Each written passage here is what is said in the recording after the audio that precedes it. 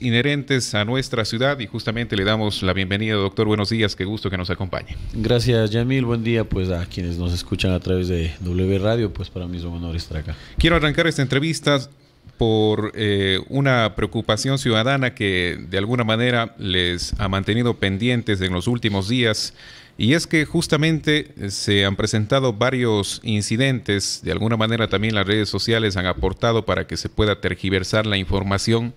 Hablo sobre los secuestros, en algunos casos que han sido reales y en otros aparentes secuestros a diferentes estudiantes en las unidades educativas tanto del cantón como de la provincia.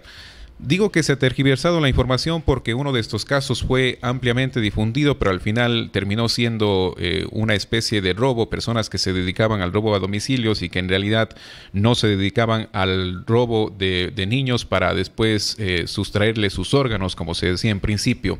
Sin embargo, sería importante conocer qué es lo que está haciendo la Intendencia de Policía para que justamente estos casos no sucedan en nuestra ciudad y en la provincia.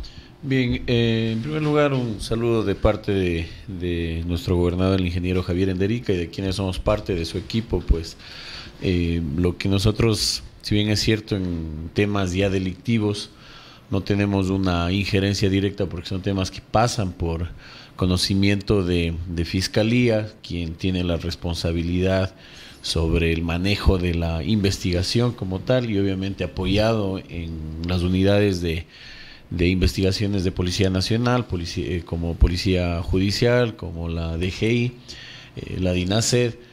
Sin embargo, ha tocado Yamil un punto muy interesante y es un tema álgido, el manejo de redes sociales. Quería enseñarles nada más lo que me llegó hace 2 días a uno de los chats en la escuela. Se difundió una foto de una niña que en el texto se ve la desesperación de una madre que pide ayuda, que le colaboren para buscarle a su niña, y resulta ser que es una foto y un mensaje que se difundió hace 3 años en México. Entonces, el manejo irresponsable de redes sociales en realidad nos está pasando factura, se genera una suerte de un pánico colectivo. Obviamente padres de familia, pues si es que escuchamos alguna situación en la que se puede ver en riesgo nuestros hijos, nos alertamos. Esto pasó el día martes, me llegó a mi chat, y hace una semana me llegó también otro tipo de información, que aparentemente fuera de la escuela estaba el responsable de los secuestros. Se hizo el seguimiento, se compartió la información con las personas que están manejando algunos procesos de investigación en la Policía Nacional, y resultó ser asimismo información de Perú. Entonces, y lo peor es que pasaban una foto, tal cual como si estuviese sucediendo. Y la gente inclusive a veces dice que hay vehículos Gran Vitaras de tal color o vehículos Chevrolet de otro color que están rondando por los establecimientos educativos, que están preocupados porque no es la primera vez, en fin. Así es. Voy a referirme a 2 hechos concretos. Hace un año aproximadamente, una foto que circuló en redes de un vehículo Cherokee aquí en la ciudad de Cuenca con placas. Se la subió a redes sociales, se inició una persecución prácticamente en contra del conductor del vehículo, fue amenazado, recibió amenazas esta persona. Al día siguiente llegó llorando la dueña del vehículo a indicar que el que estaba en el vehículo era su hermano y efectivamente estaba retirando de la escuela a su sobrina. Y se generó esta noticia que se la daba por cierta. Precisamente sucedió fuera o en los exteriores de la escuela Teresa de Balcer, recordarán ese caso. Y un caso que ha generado conmoción a nivel mundial, que se dio en México también, en donde 2 ciudadanos fueron quemados vivos, fueron acusados como responsables de secuestros de niños con fines de comercialización de órganos. Y resulta que luego, claro, un señor subió les tomó la foto, indicó de que eran los responsables de los secuestros, y más resultó tratarse de dos obreros que estaban tomando una cerveza o algo así. Es un caso que se dio en México y que se lo conoció a nivel mundial. Fíjense, 2 ciudadanos pierden la vida por generarse comentarios a través de las redes sociales. Entonces, ¿qué es lo que estamos haciendo? Bueno, en este caso el señor gobernador está manejando un programa de socialización a nivel de establecimientos educativos, a través de este programa pues se habla del noviazgo sin violencia, el tema del uso responsable de la tecnología, en fin, lo que tratamos nosotros es de prevenir y evitar de que se haga un uso irresponsable de estos recursos que tenemos al alcance de la mano. Al ser una problemática, doctor, que de alguna manera se difunde en las redes sociales y los padres de familia sobre todo tienen alcance a esta información porque son chats que manejan los padres de familia justamente, ¿qué es lo que se está haciendo desde el Ejecutivo en territorio para que los mismos padres de familia estén conscientes de que deben verificar esa información por fuentes oficiales? Sí, se lo está manejando a través de la Gobernación, de la Policía Nacional, campañas de socialización, como decía, lo que buscamos a través incluso de los consejos estudiantiles, de los comités de padres de familia, es generar más bien una cultura responsable de uso de la tecnología. Nos ha ayudado muchísimo para poder interceptar personas que están dándose la fuga luego de haber cometido un delito, en fin, nos ha servido la tecnología para esos temas, pero lo que se les recomienda principalmente es confirmar la fuente, de dónde se obtuvo la información, quién generó aquella información, y siempre es bueno poner en conocimiento a través del ECU 911 estas situaciones para que se genere o se activen los protocolos de seguimiento al caso. Si es que contrastamos, se hace prácticamente un arqueo. Fiscalía tiene información, no. Policía Judicial tiene información, no. ECU 911 tiene información, no. Entonces ahí empezamos a descartar la posible o el posible hecho que se esté generando, digamos. Es decir, descartamos si es que se trataría o no de información falsa. Entonces, aquí hay que ser muy, muy conscientes de aquello.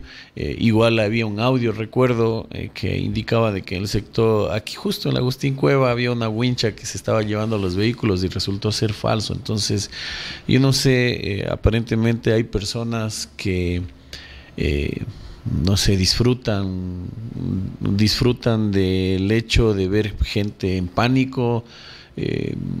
Este tipo de bromas, recordemos en el ECU 911 cuando empezó, claro, si bien es cierto, no había el WhatsApp todavía, cuando empezó a funcionar el ECU 911 había una cantidad de llamadas, hubo miles de líneas telefónicas que fueron sancionadas porque llamaban desde a pedir pizza y a generar también falsas alarmas de incidentes. Entonces, recuerdo un caso en donde se escuchaba una alerta que con desesperación pedían ambulancia y resulta que llegan al lugar y no existió nunca el accidente.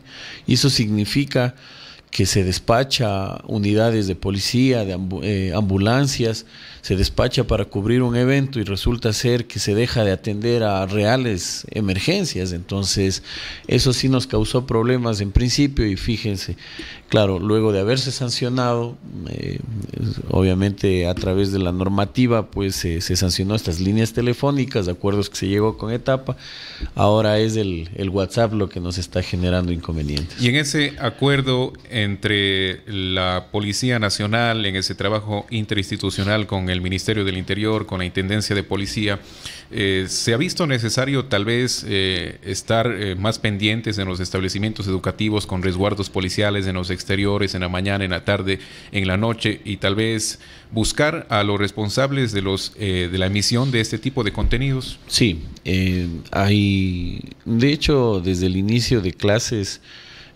hay una disposición por parte del señor gobernador que exista presencia permanente en los alrededores de los establecimientos educativos. Es importante reconocer que positivamente se han ido generando brigadas de padres de familia quienes articulan con la Policía Nacional. Ahí quiero puntualizar porque la gente en algunos casos manifiesta que no ven a los policías, que bueno, dicen es mentira, yo en el establecimiento no veo a nadie ni en la mañana ni en la tarde. Habrá que individualizar el caso, probablemente en algún establecimiento a lo mejor no han visto a la policía, a los policías en el sector, habrá que individualizar ese caso. Sin embargo, policía está ahí, se ha reforzado las seguridades, se ha pedido inclusive en algunas reuniones que hemos tenido interinstitucionales que tratemos de fortalecernos entre las instituciones operativas. Por lo general hay instituciones donde está agentes civiles de tránsito, y por temas logísticos a lo mejor no pueden estar 5 o 6 policías, pero están 2 policías más 2 de tránsito, podemos hacer ya un equipo de 4. Entonces la idea es que cuando ellos en la gestión de garantizar la seguridad vial se observan algún tema que no sea de competencia de ellos y sí de la policía, generar las alertas. Se ha hecho de esa manera, se está articulando así. Sin embargo, es fundamental que la ciudadanía trate de primero confirmar la fuente. El tema de la presencia policial es fundamental, incluso para generar una percepción distinta. Si yo veo policías y hay la presencia de uniformados en el sector, sin duda me da mayor tranquilidad. Fíjense, lo contrario que sucede a través de estos mensajes, se genera una percepción de inseguridad terrible, ¿sí? Y resulta ser que estos mensajes divulgados corresponden a realidades completamente ajenas a las de nuestra ciudad y de nuestro país. Estamos hablando en un caso de México, el otro bueno, los 2 casos de México, el que comentaba de los ciudadanos que fueron quemados vivos, el de la niña que hace 3 años fue denunciado y divulgado en la Ciudad de México también, y más un caso que hubo en Perú de los supuestos secuestradores de niños, que fue la foto que circuló hace un par de semanas más o menos. Doctor, y ya en otro de los aspectos que también genera inseguridad en la ciudad es justamente los distintos bares que tienen hasta horas que no son las correctas, porque después se presentan incidentes, peleas, conflictos, en fin, y eso ha sido una tónica que la gente se queja constantemente. Justamente tenemos un mensaje, nos dicen: buenos días, por favor, quiero hacer una consulta al intendente sobre un bar llamado Vieja Bruja. El sábado pasado hubo altercados con la policía más de las 3:30 de la mañana ¿por qué no le clausuran a locales? Lo que nos dicen. El bar está ubicado en Avenida Remigio Crespo, entre Remigio Romero y Alfonso Borrero, frente al restaurante Chatos. Y también nos han reportado de otros restaurantes en el sector de Lotorongo, en el centro histórico, en la Don Bosco y Avenida Loja, en fin. Bien, hemos tenido precisamente varias intervenciones en esta semana, bueno, hasta el día de ayer. Hemos tenido prácticamente 10 clausuras en el Cantón Cuenca, 4 en Ponce Enríquez. De esas 10 clausuras, aproximadamente el 60% de ellas corresponde a tiendas que no cumplen horario de funcionamiento y que además venden licor. Hubo el decomiso de 100 litros de licor sin registro sanitario en una de las tiendas. Y claro, hay el tema también de bares y discotecas. De este bar que acaban de indicar en la Remigio Crespo, sí. No hemos recibido aún el parte. Vieja Bruja, sí, no hemos recibido aún el parte policial. Indican de que ha habido intervención de policía, entonces el proceso, el procedimiento se da inicio ya para la sanción una vez que la Policía Nacional genera el parte policial, pone en conocimiento de Intendencia, y nosotros disponemos ya lo que corresponde ahí, que es la audiencia, y posteriormente, confirmados los hechos que se dicen, la clausura. Sí. Lo que se ha venido dando es que cierran las puertas después de las 3 de la mañana y también se escucha bulla, se escuchan las peleas, los gritos, y eso preocupa a la gente porque no les dejan dormir, según lo que dice. Por supuesto.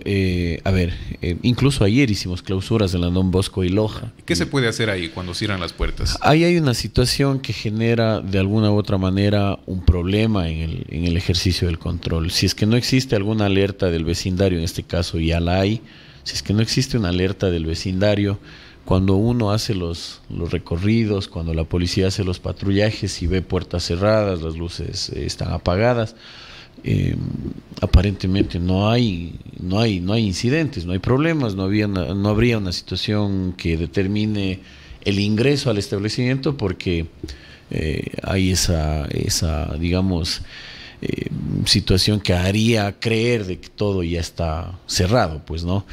Entonces más bien son las alertas de los ciudadanos como la que acabamos de recibir los que a nosotros nos lleva a generar un proceso distinto de seguimiento. Ya se dispone que Policía Nacional con personal de civil haga el ingreso, haga las verificaciones, y de esa manera nosotros hemos atacado a estos problemas. Hemos sancionado varios establecimientos por esa razón. A través de ese método, hemos sancionado de manera definitiva inclusive ya 4 centros de diversión nocturna, 4 nightclubs clandestinos, han sido clausurados de manera definitiva, y ha sido precisamente en esta gestión que el equipo de la gobernación ha dispuesto y ha desplegado, inclusive con compañeros de la misma institución, un seguimiento, obviamente de civil, pues no identificándose como funcionarios, para poder evidenciar ciertos hechos, y eso ha llevado a que ya tengamos clausuras definitivas por esas razones, por situaciones en donde se vienen generando incidentes, donde se vienen generando conflictos que significan alterar el orden público, que significan alterar la paz de los ciudadanos. Ahí hay que estar claros también, porque lo que se puede evidenciar es que la Intendencia lo que hace con la mano, control urbano lo borra con el codo. Entonces la gente lo manifiesta y dicen, bueno, esto ya se ha clausurado, viene la policía, viene la Intendencia y después nuevamente tienen los permisos. ¿Qué pasa ahí? Ahí hay un tema de fondo que tiene que ver con el uso de suelo. A mí, en realidad, donde voy, hasta me dicen el uso de suelo por poco, porque siempre hablo de lo mismo. Pero esa es una realidad latente. Hay, el